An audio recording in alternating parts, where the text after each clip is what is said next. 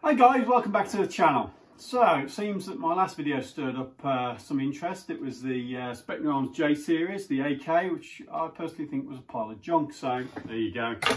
Some people didn't agree with me. They said that I was being too harsh, but honestly I wasn't, and I've actually sent it back. It was that bad. It was that poor quality. I couldn't even lavish any love on it to try and make it good. So it's gone. So today, bit of a quick video. I want you guys just to see what I'm up to. Nothing particularly exciting, I guess. Well, that's not the best way to promote my video, is it? So what I'm going to do is I'm going to take this and turn it into this. Now, this is my trusty old G&G M4 that's not got much of the M4 left in it anymore, or much of the G&G left in it anymore, shall I say. The only existing part is the actual gearbox shell. And I'm probably going to change that today because some of the threads are starting to get a bit tired on it. So what I'm going to do is turn this into my take of an L119a2 from Colt. Obviously this has got Magpul receivers on it, but I'm going to do that with a bit of help from an Angry Gun front rail system, which I've got from Hong Kong. So we're going to put that together and see exactly what it looks like. But yeah, stick with me and we'll go through it together.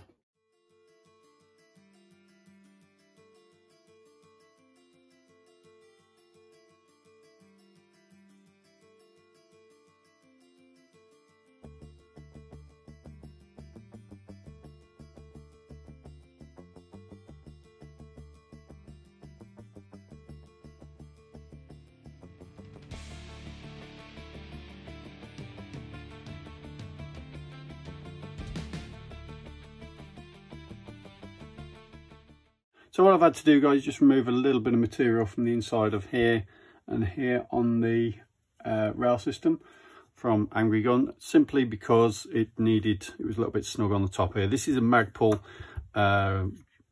lower and upper receiver. These are the original Magpuls. It's quite old now. I've had this receiver probably about 8-9 years. But yeah, on this receiver, I've just had to take a tiny bit, and literally like probably 1/4 of a millimetre off there, just to get it to fit snugly on the actual receiver. So just worth thinking about.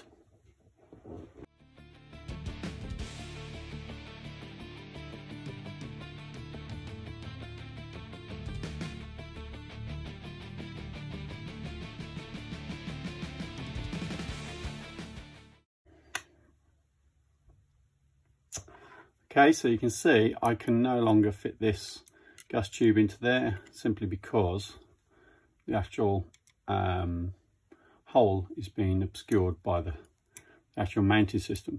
But what I think the best thing to do here is actually machine down the gas tube so it still fits in there. So it needs to be like a half crescent basically. So we'll get on with that now.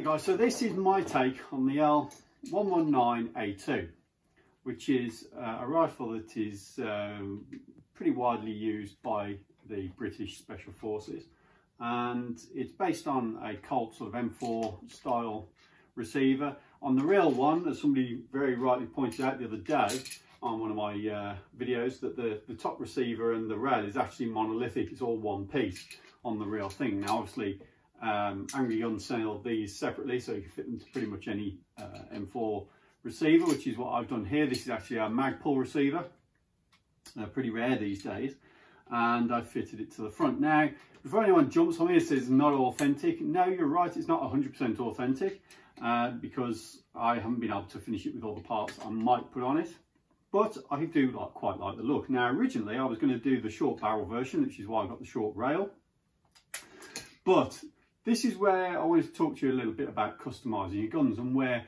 you can find little glitches. Now this was a pretty simple customization job. There's not much to do on this, and you'll have seen from a video it's basically taking a rail off and putting another one on. But even something as simple as that can have its issues, such as the gas tubes. I had to modify that.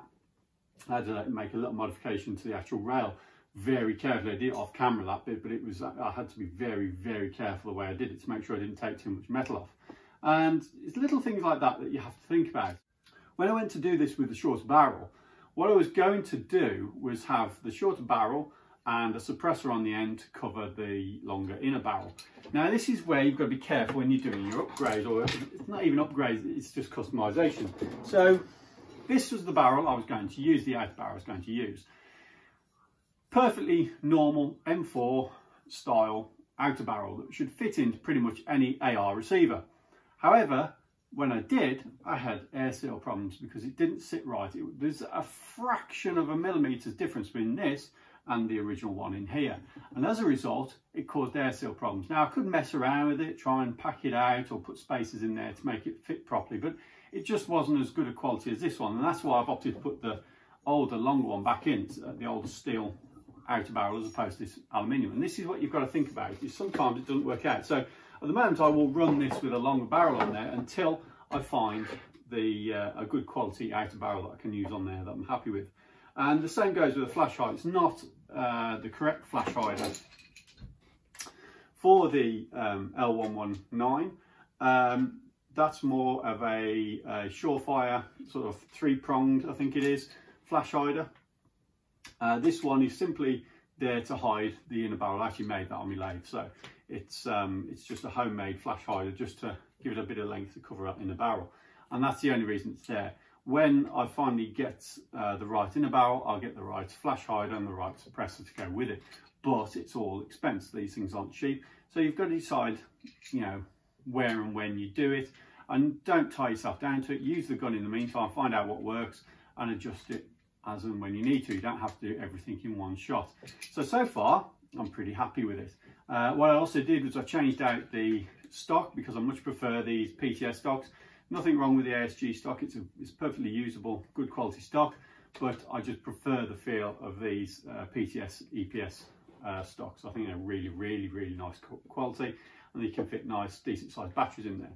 I haven't done much to the internals other than changing a gearbox shell. I didn't film that because I wasn't doing anything particularly exciting. I was simply just transferring the innards from my old G&G shell into this Lonux shell, and there's not really a lot to shout about that. It's a really good quality, really solid shell. So if you're looking for an upgraded gearbox shell, the Lonux ones are really good. I've used a few of them now. The tolerances tend to be a little bit tighter on them, and shimming has to be bang on because I've noticed they like to push the gears a little bit high inside the gearbox, but other than that, it's not a problem. And it's all set up ready to go. I actually haven't got the battery in it, and give you a sound test. It's pretty loud gun, it's not the quietest, but it's snappy as anything. Really nice. I love this, absolutely love this gun. We've got a Mo pistol grip on there from Magpul. We've got a Magpul angle foregrip. We've got the Angry Gun L119a2 front rail. We've got the EPS stock from PTS, and we've got obviously the PTS mags as well. And other than that, oh yeah, and the Magpul receiver, but other than that, that's it. I haven't done anything else to this really. It's just a bit of a quick customization job. I've got the Magpul sling loop on there. I think it's an ASP. So if I was to change, if I was to make this more authentic, parts like that are fine. I'd change the charging handle. You can change the stock for sort of a Mo stock to match the grip, shorter barrel, and the 3-prong flash hider, and maybe the suppressor. But that's all things that can come in the future. I actually quite like the look of it like this. So if you decide that you don't want to change it, don't change it. Just run it with whatever you want. But if you want to give it sort of that genuine authentic feel, then those are the things you do. If you're happy to run it in your own sort of take on that gun, then there's no problem with that either. Just go for it. Not everything has to be 100% accurate. So yeah, that's it. It's a pretty short video, not much to report, just to let you know what I'm up to while we're all in lockdown and quarantine. Well, not me, I'm back at work, but yeah, while everybody else is in quarantine. So a few things coming up soon. I've got the Spectre Arms new take on the HK416, and that's going to have the new Edge 2 gearbox in it. I don't know what's new about it other than the Aster trigger unit, so I'll have to see what that's like. We'll do an unboxing and our first impressions of that and see how it compares to the one range that I've had for quite some time and upgraded, and see how it comes out the box. Let's hope it's better than the J series, because that was a pile of junk. So there guys, stay tuned for more stuff coming up very soon. Hopefully the new Spectre Arms should be here by the end of next week, so that video should be going up fairly soon. I'll get that knocked out pretty quick for you. Keep everyone entertained during your lockdown, and yeah, I might be doing some more upgrading and more customization. So let me know if you like that kind of stuff, because I'll put some more of it into the video. I've also got to paint my Novridge SSG 10. That will be coming up, and I'm also thinking about buying another SSG barrel, doing a top dead centre modification with an Action Army hop-up unit and a tight ball barrel, and comparing it against the Novridge kit as standard. If that's something you guys want to see, let me know and I'll get it on order and we'll sort that out for you. In the meantime, everybody stay safe, keep out of reach of this virus that's going around, and I'll see you again soon. Thanks very much for watching. Bye bye.